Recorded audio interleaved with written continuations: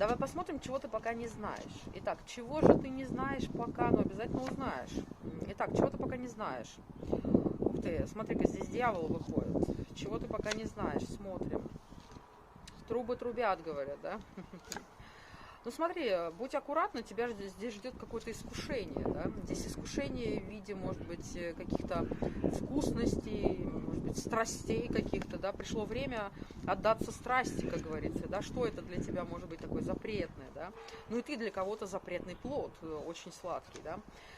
Ты знаешь, чего ты пока не знаешь, что ты очень притягательная, что ты очень ресурсная, да? Но посмотри, здесь ты в унынии в каком-то, да? Вот не надо пребывать в таком унынии, иначе дьявол тебя возьмет в свои сети и будет тобой руководить, да? Это могут быть какие-то зависимости, ненужные для тебя. Чего ты пока не знаешь, что зря у тебя такое нересурсное состояние. Посмотри, здесь какой-то мужчина хочет быть с тобой, здесь какой-то мужчина хочет как-то порадовать тебя, побаловать тебя, хочет с тобой страсти, огня и всего остального, да. Ты для какого-то мужчины очень важна, но, может быть, тебя это не радует, да.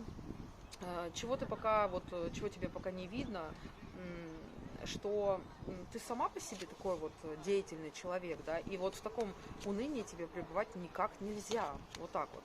Срочно взбодрись, повеселись, и все будет.